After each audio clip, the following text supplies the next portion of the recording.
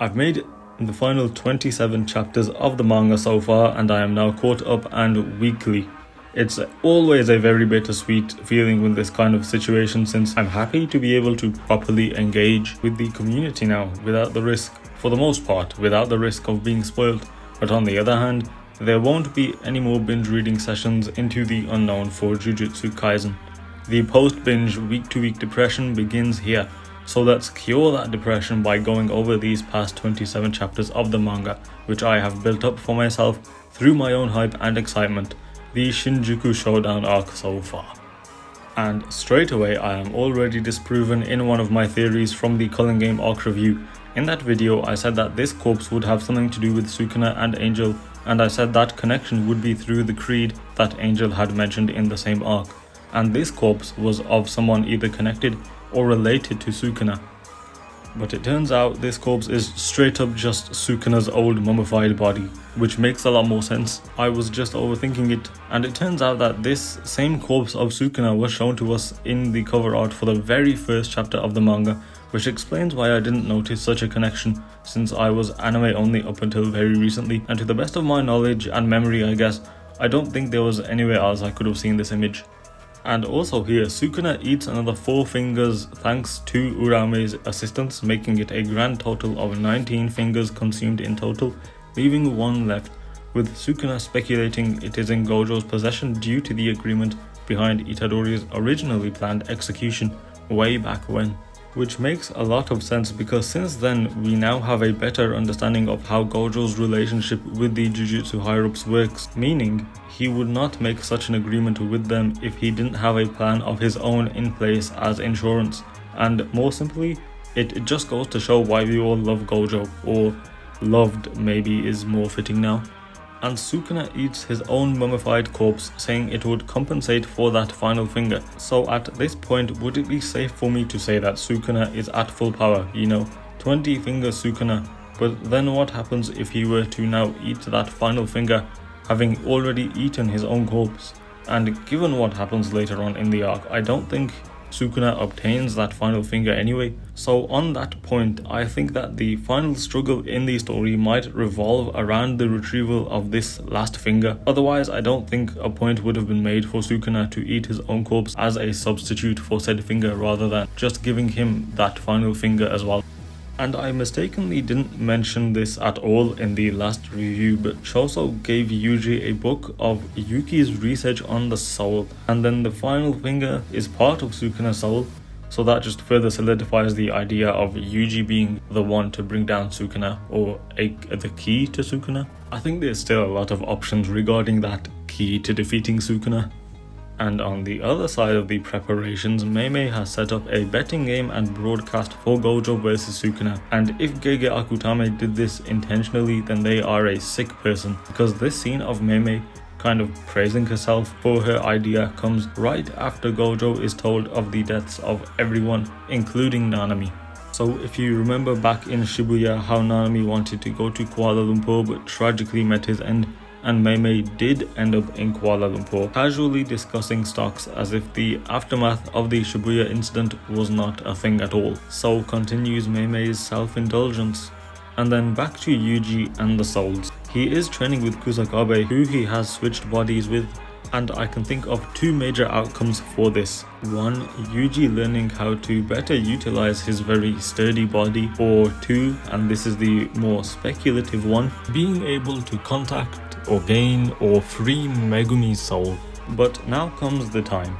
Gojo's send-off, and of course when the tension in the air is palpable, it is Yuji and his unawareness or obliviousness that is able to break the ice, and everyone slaps Gojo on the back and wishes him good luck. It is such a feel-good moment, especially in a series like Jujutsu Kaisen, which is so often depressing, and even though there are comedic moments scattered around, it's this kind of pure, wholesome, feel-good scene that stands out.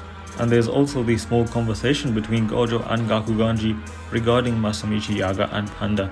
And although it wasn't focused around Panda like I had hoped it would be, but instead focused on Gakuganji himself, I did enjoy that this was brought up again in the story. Better yet, right before the biggest fight in the story as well.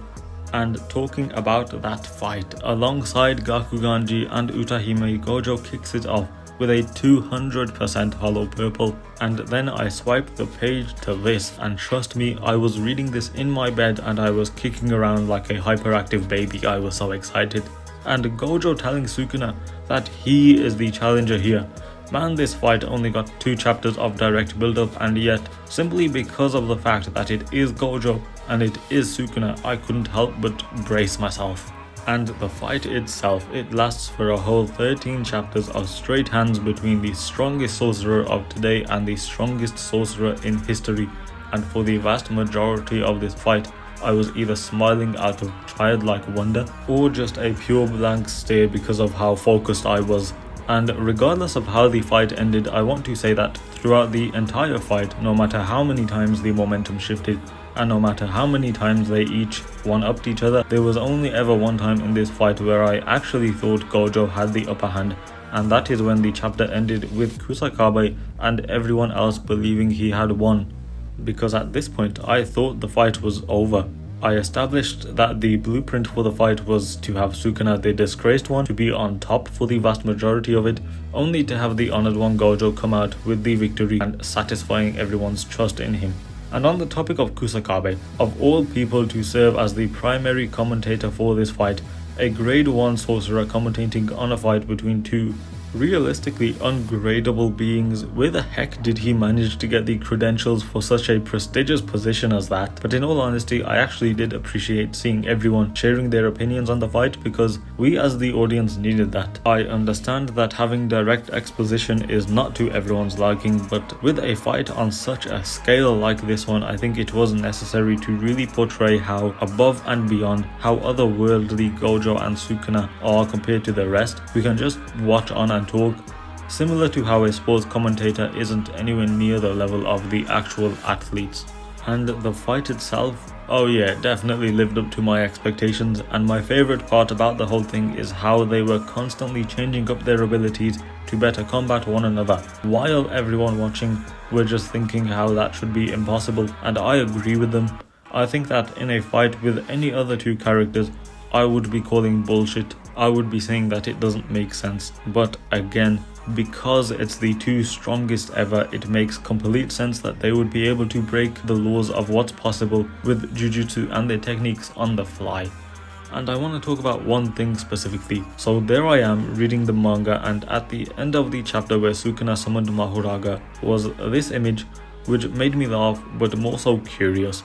So after I was completely caught up with the manga, I decided to see how the community reacted to this fight. I don't want to dwell on this, so to sum it up, I think this fight and the outcome of this fight genuinely broke the community.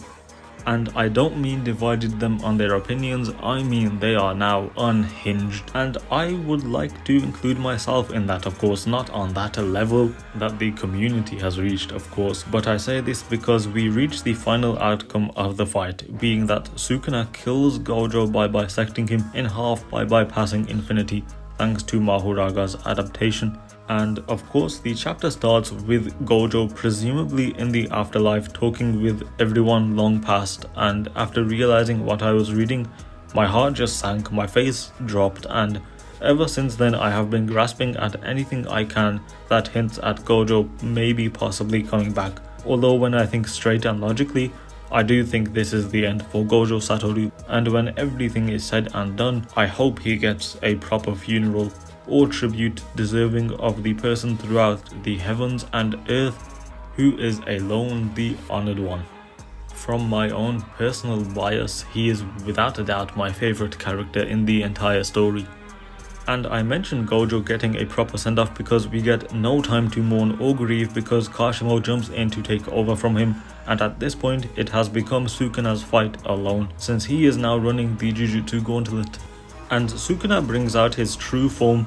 Unsurprisingly, Kashimo doesn't last anywhere near as long as Gojo did, and he inevitably loses and dies, but the biggest takeaway is that Sukuna brings up the ideas of love and understanding, things beyond indulging himself, and we see later him annoyed for similar reasons after the fight with Higuruma. In the Culling Game review I mentioned that, but I didn't know the capacity at which it would impact the story, but after this I am pretty confident that it is going to be I'm saying the key again, one of the keys to defeating Sukuna. He says this is all a pastime for him before he dies one day, but I think that he will find something, most likely fighting, something to live for, rather than just counting down the days to his death. And meanwhile, Takaba is fighting Kenjaku. He ended up being a major role in the story after all. This fills me with joy, and as a comedian I think he did his job, because just the fact that he naturally got Kenjaku talking with him, got Kenjaku shaken up by him, and got Kenjaku to become a comedian alongside him was also entertaining. So his ability was a simulation that would damage his opponent until he thinks they find him funny, and I didn't expect Kenjaku to be so gung-ho about it, so involved.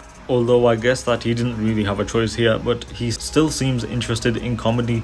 And it is this fight that, even though Takaba loses from our perspective, because realistically he kind of got what he wanted, for people to find him funny. But anyway, it's this that leads to Yuta being able to cut off Kenjaku's head, and I am 50-50 on whether or not he is actually dead. He says that his will live on, which is probably when Sukuna begins the merger, but I think that there is also a chance that he does a body swap, because his brain should still be intact, I think. I don't know how he would get to the new body, but it's a possibility. And if he's actually dead, unfortunately he shares the issue that I have with other deaths, being that we could have gotten more from him. It was, in my opinion, too soon for his character to die, and the manner of his death was kind of underwhelming in my opinion. I can understand the viewpoint that it works because of the irony that the ultimate planner is killed in a surprise attack in an isolated area, but as the guy that caused all of this, surely his death should have occurred on a much bigger stage. And Takaba, who is lying on the floor with his dream fulfilled, which makes me wonder, is this the end for his character since his dream was fulfilled? Or is there more his character is gonna do, because he played a vital role in taking down Kenjaku? So could there be more for him in the future? Either path his character takes, either his story ends here or we see more of him. Either one I would be happy with.